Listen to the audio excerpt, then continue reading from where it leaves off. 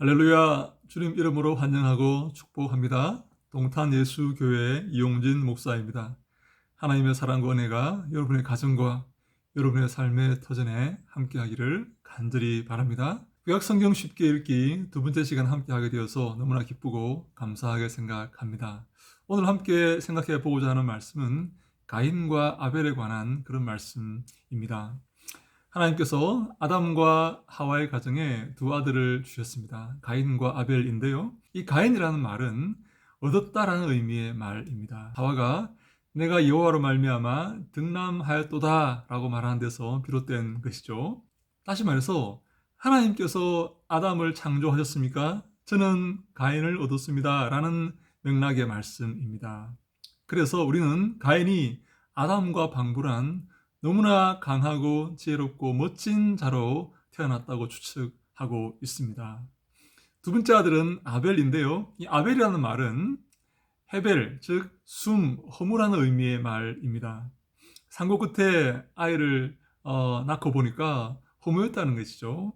여러분, 당시의 아들들은 가정을 지키고 땅을 일구고 성을 쌓고 전쟁을 하고 수렵을 하는 그런 가정의 큰 재산들이었습니다. 그런데 아들을 낳고 보니까 잔뜩 기대를 하고 아들을 낳았는데 허무였다는 것이죠. 그래서 우리는 아벨이 장애인으로 태어난 것이 아닌가라고 추측을 합니다. 이것은 추측입니다. 우리는 가인과 아벨이 후에 가지는 직업을 통해서 그들의 모습을 다시 한 번 더 확인할 수가 있습니다. 가인은 어떤 삶을 삽니까? 땅을 차지하고 농사를 짓는 그런 사람이 됩니다.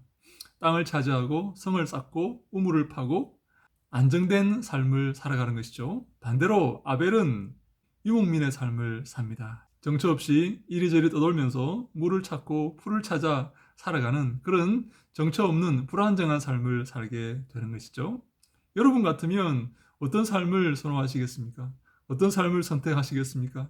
집을 지어서 안정적으로 살아가기를 원하십니까? 아니면 정처 없이 때에 따라서 물을 찾아 풀을 찾아 떠도는 그런 삶을 살아가시겠습니까? 당연히 안정적인 삶을 사시겠죠. 그래서 우리는 가인의 그 능력과 가인의 그 힘이 땅을 차지했고, 반대로 아벨은 그 싸움에서 밀려서 이리저리 방황하는 그런 유목민의 삶을 살게 되었다. 이렇게 추측을 하는 것입니다. 아담의 가정에 이렇게 두 아들이 서로 완벽하게 대조되는 삶을 살고 있습니다. 한 아들은 안정적이고 풍요하고 부유한 삶을 살지만 다른 한 아들은 약하여서 이리저리 정처 없이 떠도는 그런 불안정한 삶을 살고 있었던 것입니다. 그런데 그 둘 중에 누가 하나님을 더 잘 섬기겠습니까? 당연히 아벨 아니겠습니까?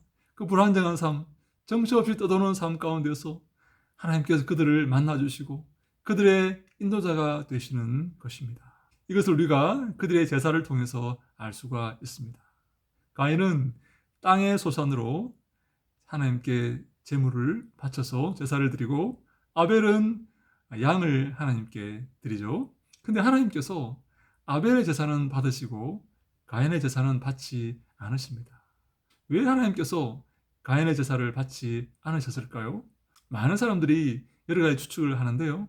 대표적으로 재물에 문제가 있다라고 이렇게 보는 것입니다. 땅의 소산이었기 때문에 이 땅에 속한 것을 드렸기 때문에 하나님께서 받지 않으셨고 예수 그리스도를 예표하는 양을 드렸기 때문에 하나님께서 받으셨다. 그렇게 설명하는 사람들이 있는데요.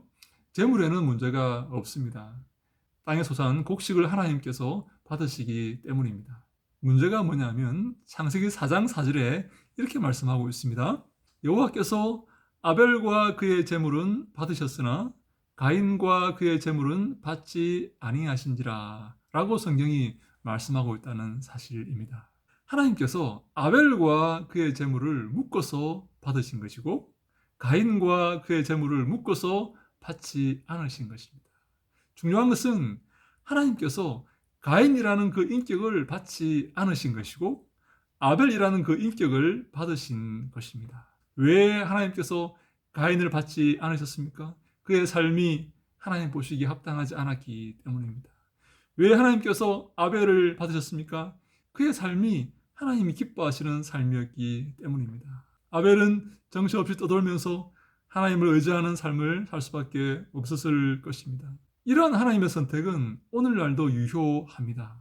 믿지 않는 사람들을 보시면 강하고 멋지고 놀라운 능력을 갖고 있는 그런 경우가 많이 있습니다. 하지만 우리 믿는 사람들을 보면 약하고 어려운 사람들이 많이 있는 것이 사실 아닙니까?